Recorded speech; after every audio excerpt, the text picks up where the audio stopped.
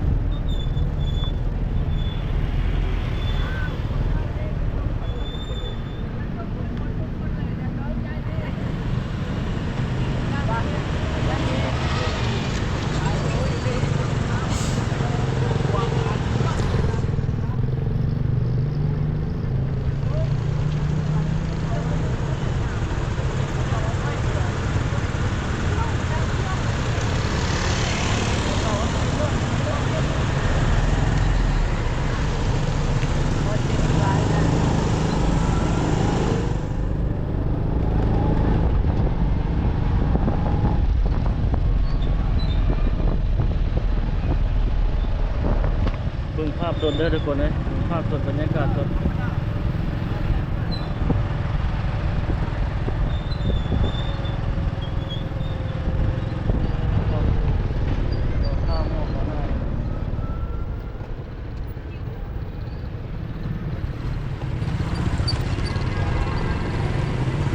ก็เราเก็บบ้านสีหมอก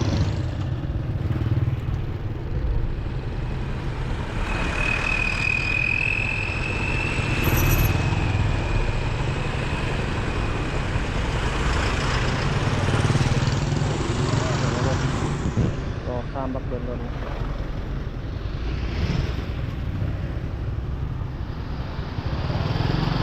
จะได้คาดจากเยอะนะข้ามเกียวนะเกียวมาเอาเลย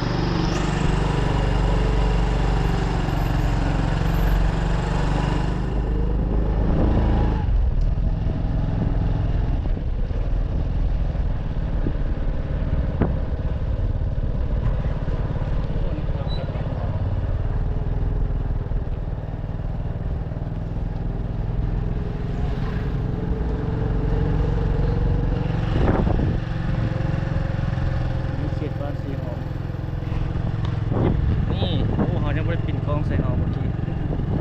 อันนี้เลยทุกคนเลยเริ่มแยกออกมาแล้วไปซื้อเกิบทุกคน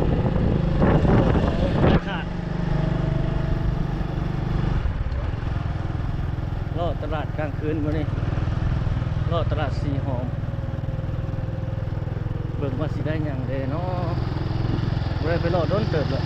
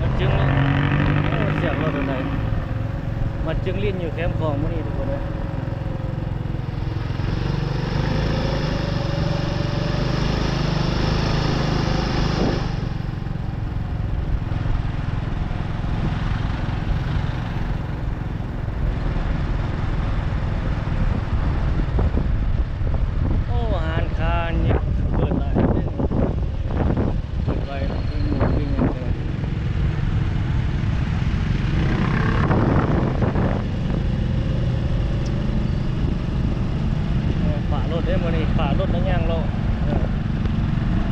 รถไปฝ่าย่างโล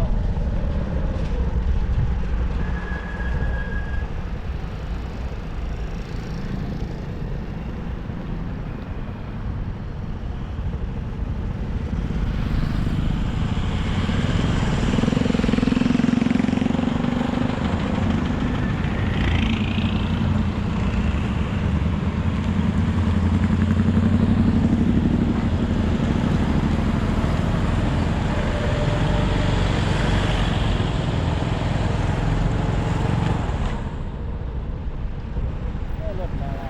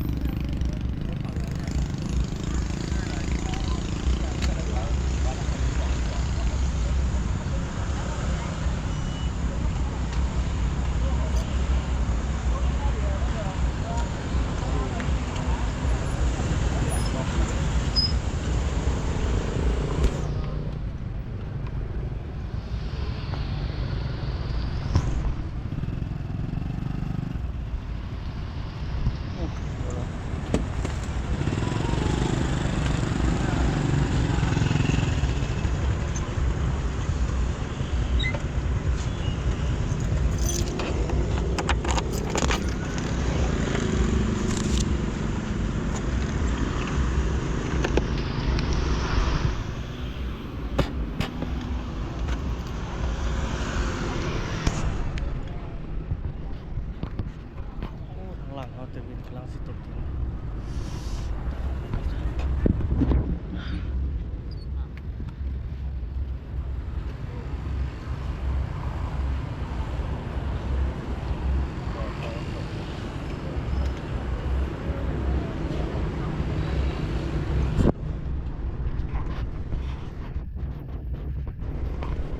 ไปเนี่ยรอบแบบนั้นก็โอ้ตัวถึงนั้นบริขึ้นต้นเติบเอามาเลยยังบริขึ้นจะเทื่อบอกเมื่อไรส่วนหมู่แล้วขึ้นไปถึง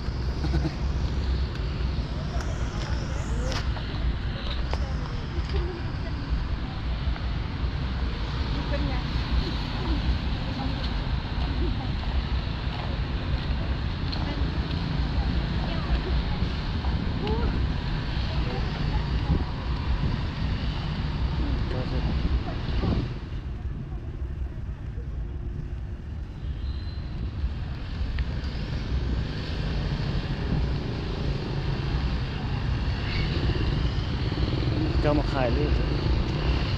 เอาหอยเอาเลย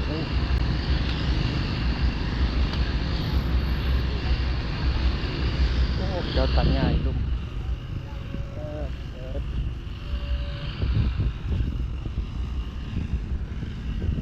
ก็ดอกงานี่นะงามันเนี่ยดูเป็นดอกไม้เป็นดอกงาขึ้นแบบธรรมชาติเองพอมัน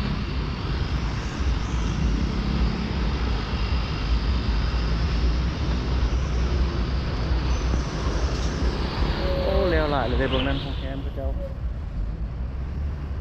โอ้ตึ๊กตึ๊กเกลือน้อยแต่เกิดในตาแบบนี้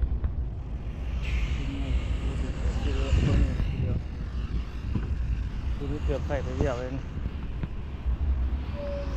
ว้าวผู้สาวน้อยอยู่ทางนั้น2-3 คนครับ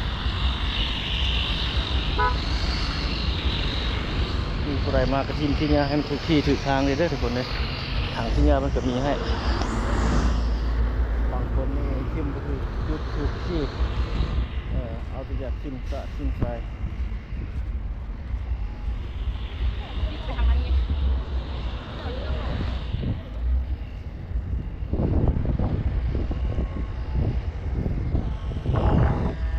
อย่างรถดูไทย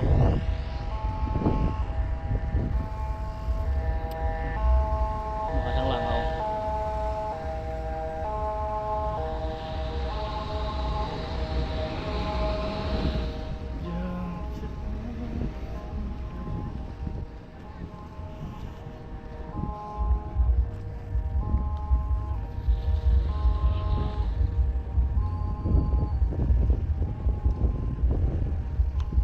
บรรยากาศสดๆทุกคนเลย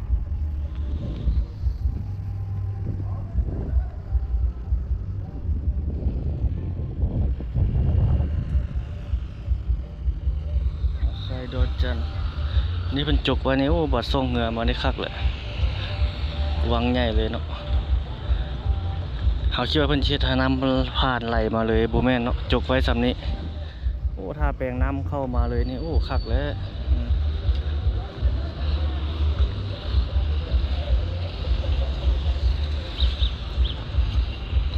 ทีนี้ก็เริ่มมีตึกหลายแล้วนี่1 2 3 4ทางนั้นก็เรียนไปเรื่อยๆทางนั้นก็ขึ้นมาเรื่อยทางนี้ก็มีเขตมีอย่างทางนั้นพุ่นมาเรื่อยๆคือกัน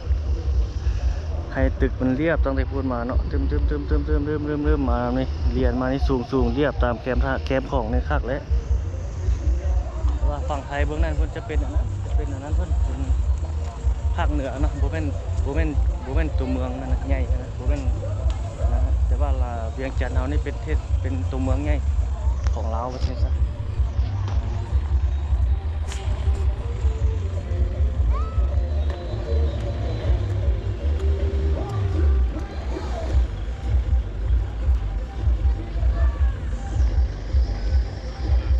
เจ้ากำลังเปิดเลยบางร้านก็กำลังเริ่มเปิดบางร้านก็เปิดแล้วอาหารการกินยุโรปนี่ก็พอที่สมมาพักวันอยู่คนบ่ถือบ่แพงเนาะพอไปพอมาได้อยู่กลางๆนะ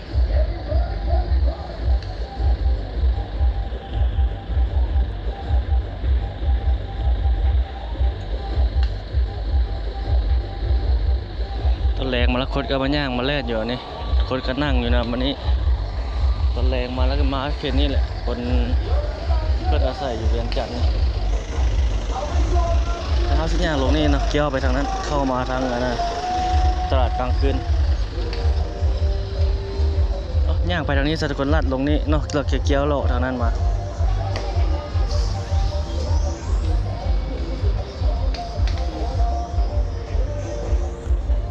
บรรยากาศสดทุกคนนะเนี่ยเขาจะซื้อแล้วก็นั่งกินนี่บ่ว่ามีน้ำมีเบียร์พิษ2เป๊ปซี่มีหลายอันหลายแนวอยู่ของกิน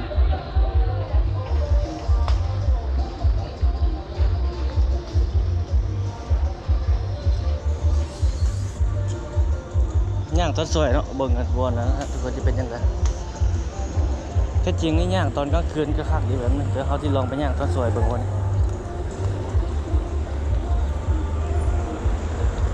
แขกยุโรปก็หลายอยู่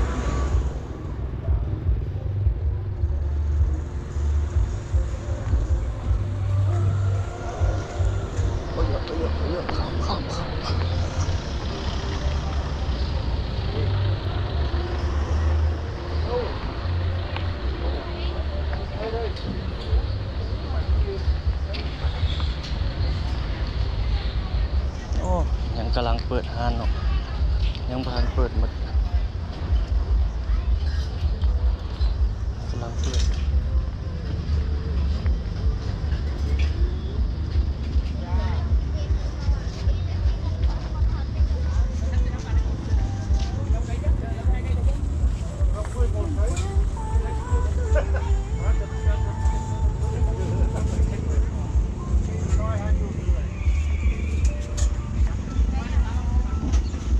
หลายเสื้อ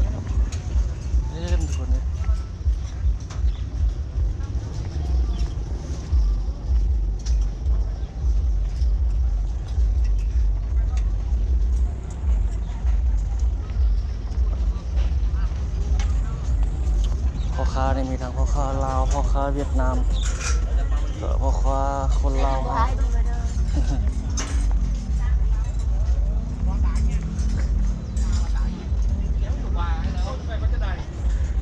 โอ้มี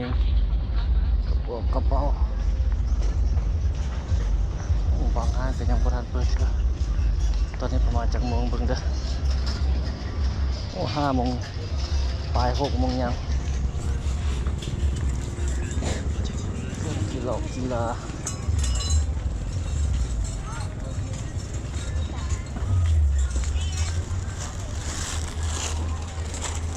กำลังเปิดอยู่บอกห้างก็ยังบ่ทันนั่นเถอะ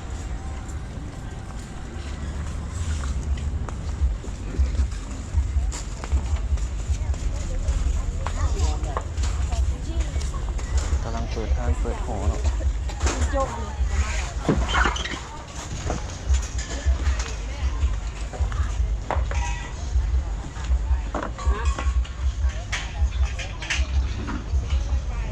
มีหลายแต่คนเครื่องของพูดมาเองว่ะนี่มีห้องน้ำอยู่นี่มีหลายโซนเด้อบางคนว่าห้องน้ำมีอยู่ใส่มีหลายจุดหลายโซนห้องน้ำนะซับสิเข้าถ้าผู้ใดลงมาแบบบ่ฮู้ก็ถามเขาเจ้าก็ได้เนาะถามพ่อค้าแม่ค้านี่เพิ่นฮู้อยู่ดอก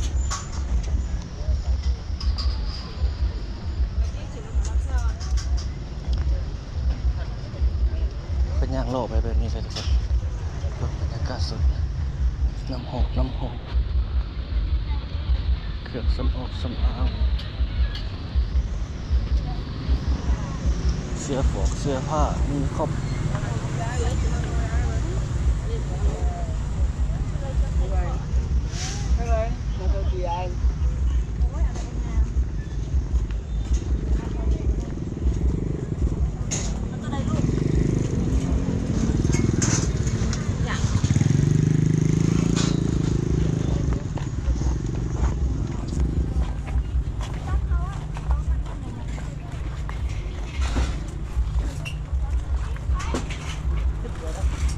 เฮานี่ยังวับเลยทุกคนเลยไปแบบไวๆเลย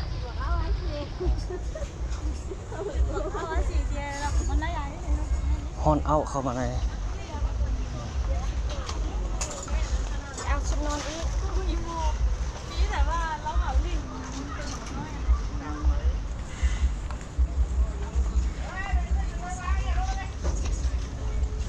ผู้สาวก็หลายเนาะ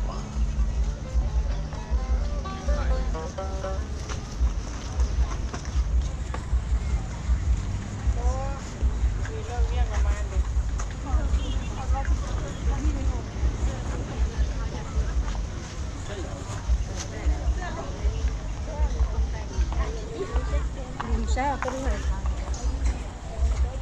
คนยังบ่หลายปานใดเข้ามาใน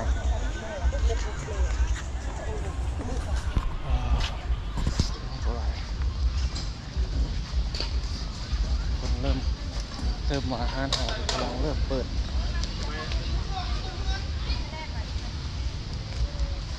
นี่มีสวนอีกน้อยเล่นเลย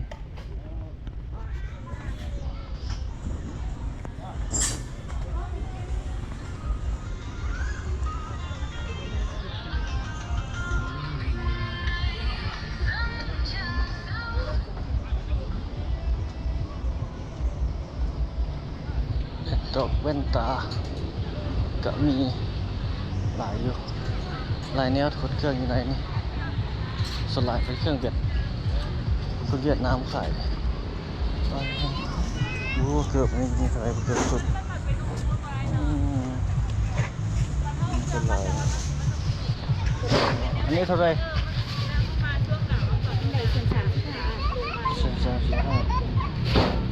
นี่เลยของท้ายเดียว135คือเดียวมาเลยคือกันเป็นเครื่องไปเที่ยวนี่40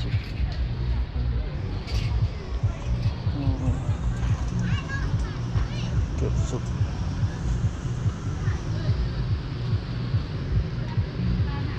ได้130ก็ได้ง่ายๆดูคือใหม่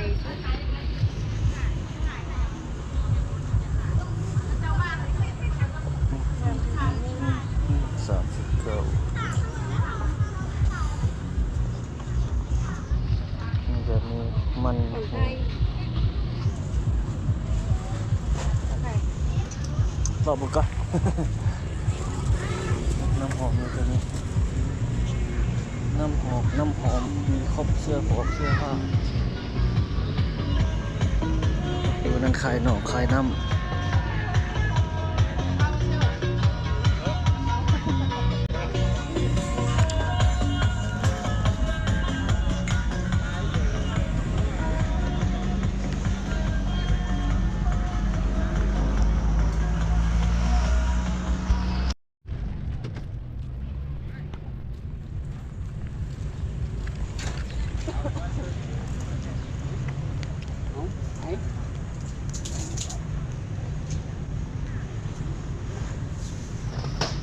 ทางหน้านี่โอ้ต้นไม้หลายทางนี้นะอันนี้มันต้นจำปาโอ้ต้นไมโก้ไม่อย่างก็มีบ่นะบูสร้างเบิ่งบันไดเรื่องต้นไม้นี่เอามีหลายไม้อยู่เป็นห่มมันก็ใหญ่ขึ้นทุกมือต้นไม้นี่ส่งเนื้อมาโอ้เป็นห่มเป็นอย่างให้แก่ผู้ที่มาเนาะห่มเป็นอย่างมือบุญน่ะส่งเนื้อมือออกพรรษาคนหลาย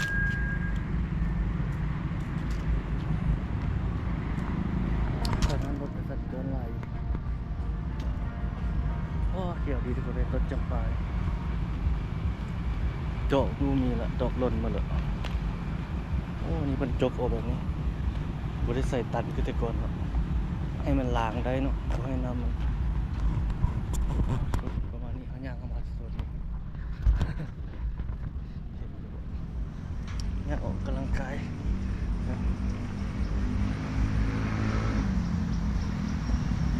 เดี๋ยวสิย่างไปเบิ่งกันนะเขียนทางหน้าเอาพุ่นเลยเขียนปดส่วนตอนจันทร์เขาไปซื้อเกิดมันยังบ่ซื้อซักขดมันย่างละนึงเจ้าเต้นอยู่ไหนเด้ต้นเต้นกีฬาไม่ยังเต้นเต้นเนี่ยโอลิมปิกวะโอลิมปิกบ่นั้นปันใดบ่ขอดลีนก่อนโอ้ต้นนี่ตายแล้วต้นไม้บ่ขึ้นต้นใหญ่เลยแต่ว่ามันตายโอ้นักเจ้าเกียมมาเต้นหลายเลย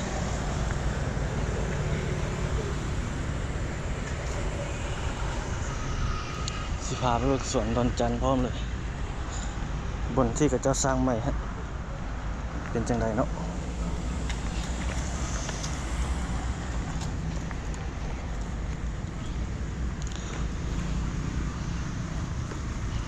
เปลี่ยนเอาอันนั้นถ่ายบ่โทรศัพท์ขึ้นนี่มันเกี่ยว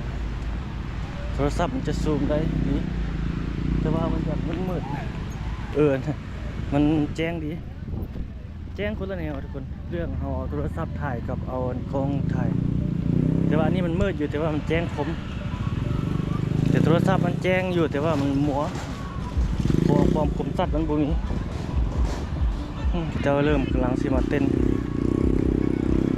ต้นไม้แถวนี้ใหญ่มาแล้วใหญ่สูงมาแล้วนับมือนับใหญ่นับสูงขึ้นเลยตรงนี้รถกระสับจรน้อยหน่อยตรงนี้เขาจะเอื้อนถนนสีขาวประมาณนี้แหละพ่อบริย่างแนวนี้รถเติมมาย่างแนวนี้เก็บบรรยากาศได้ดีเลยทุกคนเก็บบรรยากาศได้ดีแนวย่างไปแบบนี้ถ้าขี่รถผ่านไปไวรถจัดเดียวนั่นไปแล้วเรากำลังเต้นสลายวิตามินยิงเพิ่นมาเต้นออกกำลังกายเวลาจะเป็นพนักงาน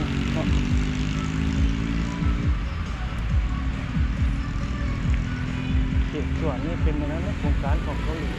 โครงการคัดเยื่อนตัวนั้นนะตัวเก็บเป็นพิเศษนี่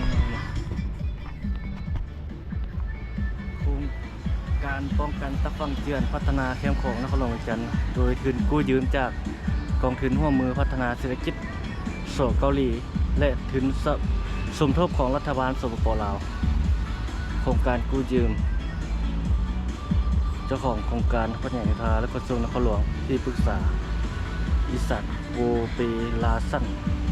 บริษัทห้ามเหมาบริษัทเงินหาอุตสาหกรรมจำกัดเงินหาออกแบบสไตล์ของจีนเนาะบ่แม่นสไตล์ของเวียดนามนะบริษัทตัวนี้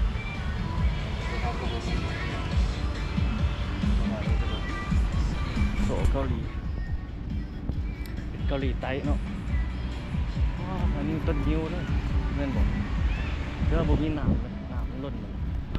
2-3 ต้นไปเลย4 ต้นฮะโอ้หลายนี่เรียนทุกคนมาหลายต้นอยู่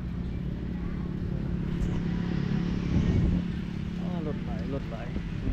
รุ่นเขาสิเปลี่ยนเอากล้องกันโทรศัพท์ถ่ายกันต้องใส่ไมค์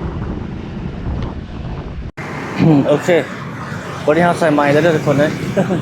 เปลี่ยนแล้ววันนี้เราใส่ไมค์ตรงนี้ใช้เป็นโทรศัพท์เอาแล้ววันนี้โอ้นี่จะตัดหญ้าใหม่เลยเนี่ยไปเนี่ยไปพูดละเป็นบรรยากาศในยามนี้เลยไปอัปเดตเบื้องส่วนตอนจันทร์ทุกคนบทที่ประเทศใหม่ฮะเป็นจังใดแล้วเนาะโอ้คนมันยากมาเล่นหลายด้วยทุกคนเลยคนมันยากมาเล่นออกกำลังกายหลาย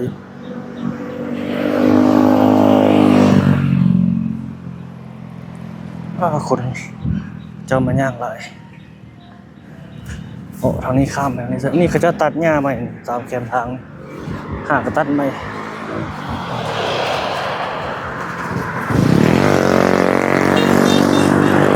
เสียงรถ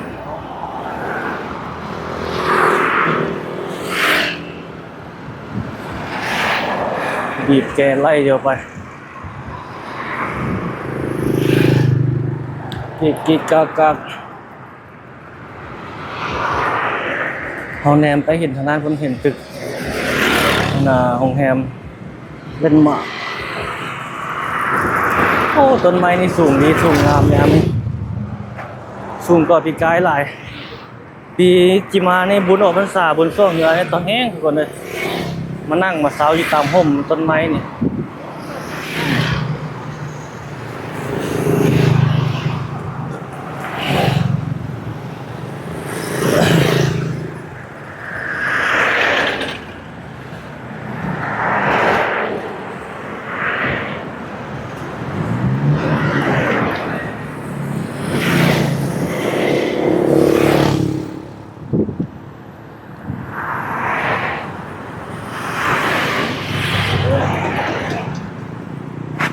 หอดเขตรูปปั้นเจ้าในวงละเจ้าในวงนี่ก็ตำนานโอ้เพิ่นจะเป็นองค์เป็นกษัตริย์องค์สุดท้ายของเราเขาหลายท่านน่าจะรู้แล้วแหละไปเอาย่างไปทางนั้นพุ่นรถนี้สัญจรหลายอยู่ด้วยนั่นน่ะเขาลงบริษัทนะ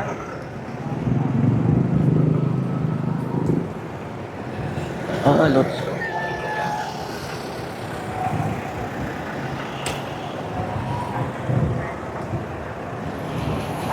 บรรยากาศสดๆภาพสดๆ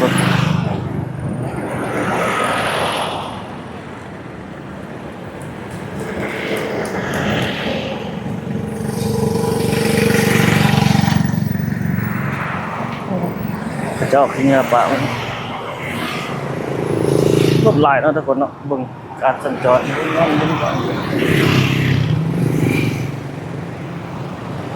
ไปเส้นใดทางใดก็เห็นหลายนะรถนี่เกือบหลายจุดในเวียงจันทน์นี่ไปเจอใดก็หลาย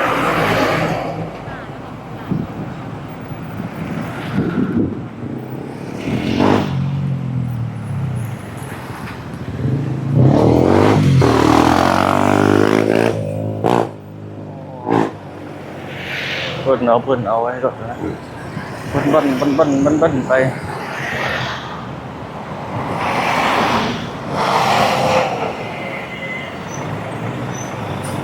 หมอกรถใหม่โอ้พวกนั้นเขาเจ้าขายมันยังข้ามขายอันนี้แล้วก็ย่างออกไปข ข้ามนี่ได้บ่เฮ้ยรถบ่มาทางนั้นอ่ะ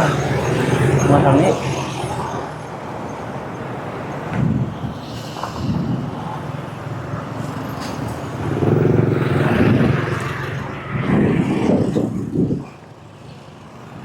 โอ้หลาน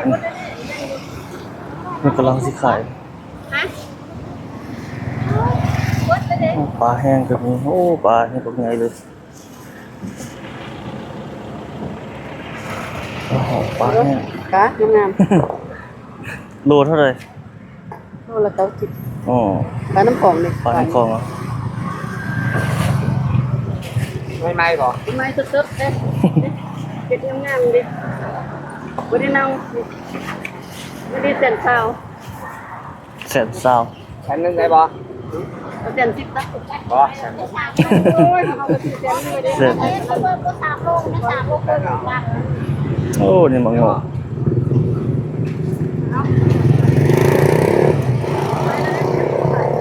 ตัวนั้นเอาละเสร็จไปนี่เจ้าใครหมองแม่โอ้ภาษาวซื้ออันนี่กระจอกกระเจี๊ยบมาคลองมาเขียบอะไรเนาะย่างไปพุ่นก่อนละสาวมาออกกำลังกายเลย นี่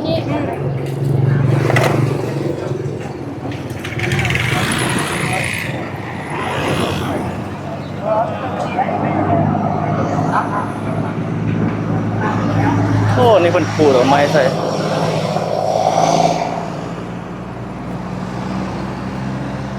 อันดอกอันนี้นี่บุซูเห็นเลยดอกไม้ใส่แบบนี้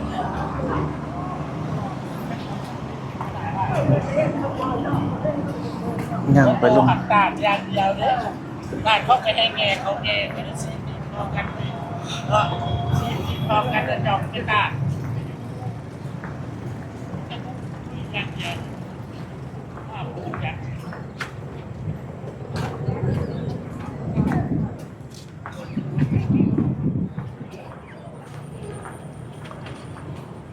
กำลังเฮ็ดสวนดอนจันทร์ลงมาลุ่มนี่กวางดีอันนั้นเป็นเหล็กเป็นอย่างเขาเจ้านะ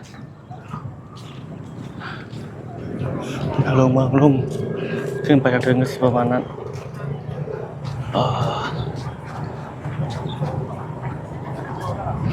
บรรยากาศทุกคนเนาะเขาย่างนี่ซอดเอาคุณเลยน่าสิได้บ่ได้ที่บ่ ท้องฟ้าอากาศ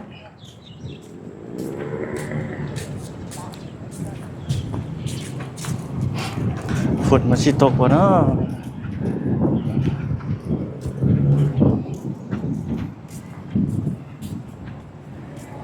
อันนี้เหล็กนะเขาเจ้า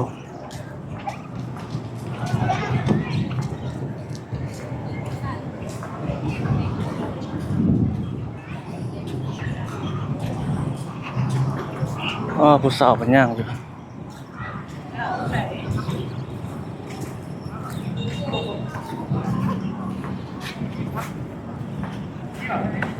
ย่างนี่ซอดเอาพวกนั้นมัน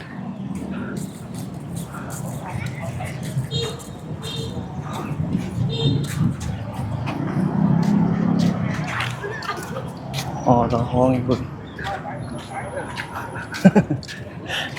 คิดว่าสิย่างลาดต่อทางด้านนู้นหมดเลยเจ้าของกำลังกาย บ่ต้องเฮ็ดตามก็ได้นะ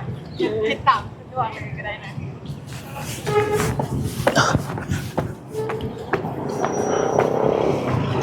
เท่านี้เรียกประมาณนั้นแหละกับเจ้าเห็น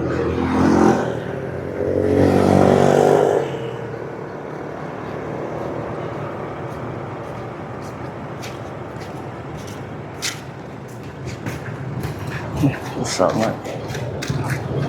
นี่เป็นร้านอาหารนะ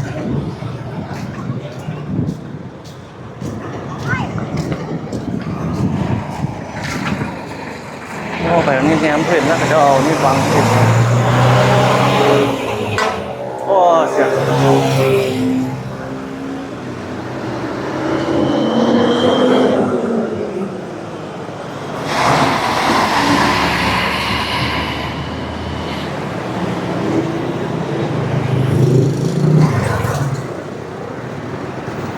บรรยากาศสดๆทุกคนโอ้คนจีนเขาเจ้าเฮ็ดเป็นร้านอาหารส่วนหลายทุกคนเนาะมันก็กำลังเฮ็ดอยู่นี่ก็ได้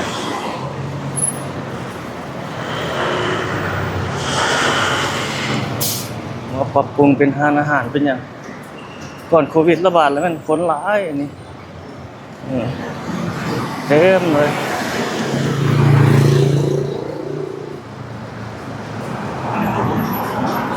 นี่เริ่มมาอยู่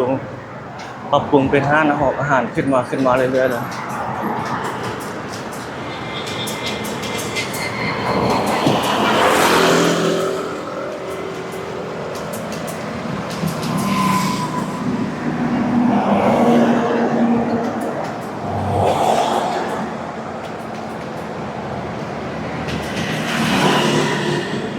อันนี้เฮามาทางนี้บ่เห็นเลยสังกะสีตันมันจะเข้าบนนั้นเที่ยวรอดออกไปทางนั้น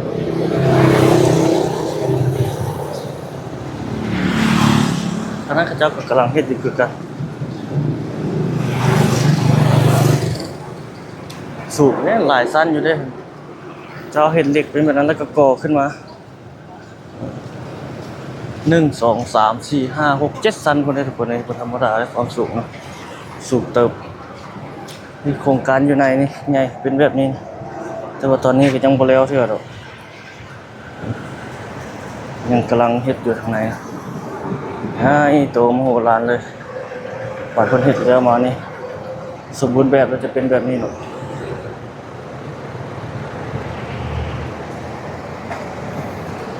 โอ้รถหลายขนาดเลย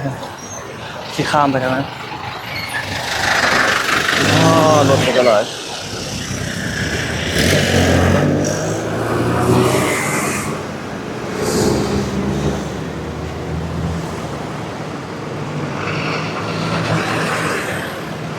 รอข้ามทางนี้ก็รอเท่านั้น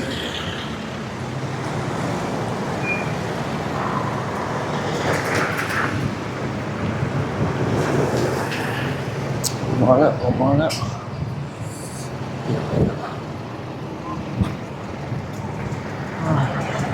นี่ร้านอาหารคนจีน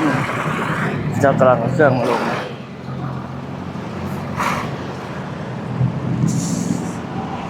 เป็นร้านอาหารคนจีนกำลังเฮ็ดทางในเนาะ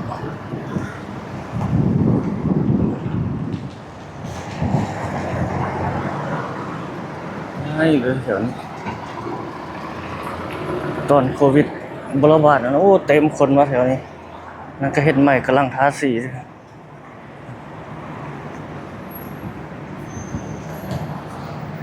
5-6-1-2-3-4-5-6-7 สั้นจะขึ้นอีกบ่ได้จังได๋บ่เบิ่งว่าประเทศต่อไปนี่เป็นร้านอาหารจีน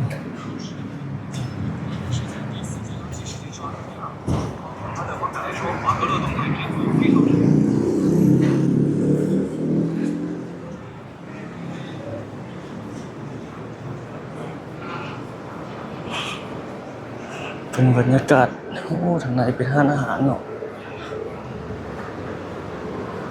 ร้านอาหารจีนผู้สาวร้านอาหารจีน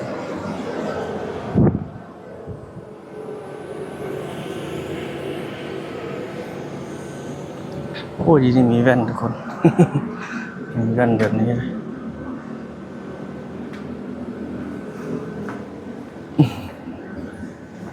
นี่ก็กำลังปรับปรุงเฮ็ดใหม่นี่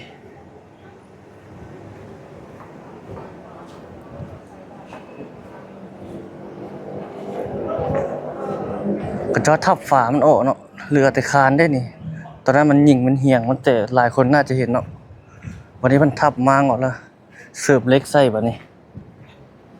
น่าจะเป็นอาหารเป็นคนจีนนี่ทุกคนเฮาเบิ่งทรงนี่น่าเป็นจีนแล้วออกสไตล์แบบนี้จีนมาเศร้าเฮ็ดแล้วน่าจะเป็นร้านอาหารเป็นอย่างไรนี่อันนี้ก็แม่นหมดแล้วนี่เขาจะปรับปรุงใหม่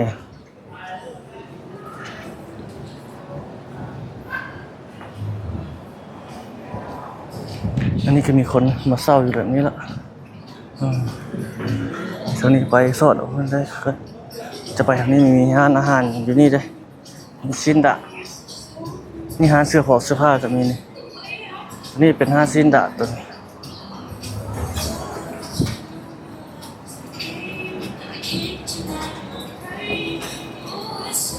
คนมาดีทานอาหารคนร้ายเต็มตอนนี้แรงๆมาคนหลาย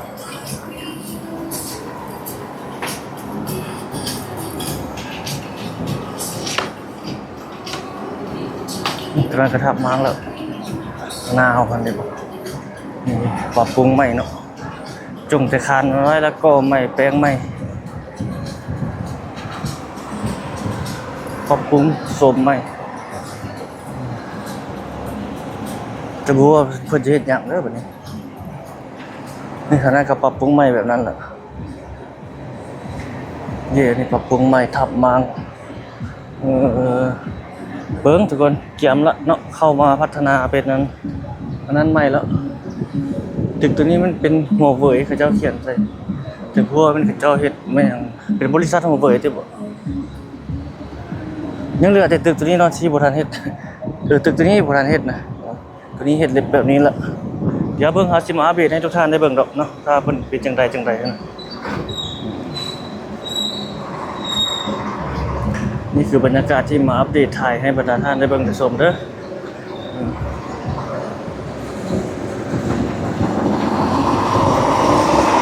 โอ้รถนี่หลายสัญจรไปมาวัน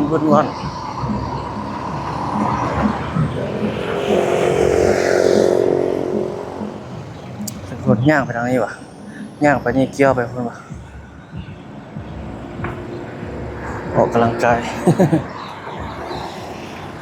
ย่างลอดทางทุกคนออกกำลังกายพาเบิ่งพาชมไปเขาจะเอานี่ก่อกีบนะขาวๆ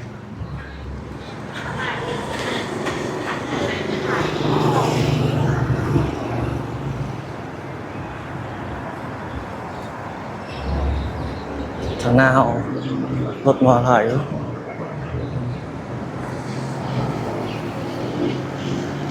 จิบอยู่นี่ใส่ไฟแดงมาได้อยู่นี่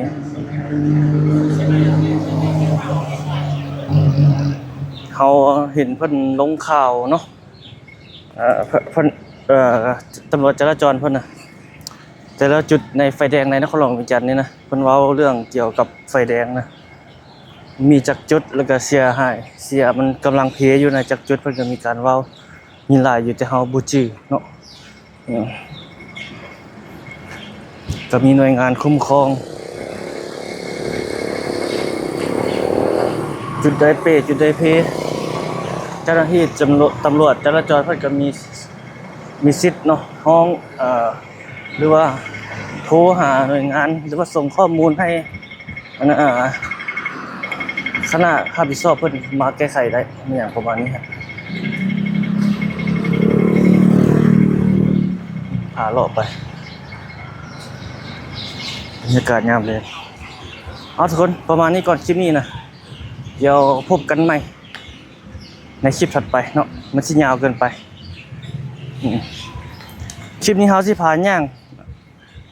พุ่นฮอดพี่แล้วก็จุดละรอรับชมในคลิปถัดไปด้วยทุกคนเฮาสิไปถ่ายเขตโรงแรมลานสร้างเนาะทุกคน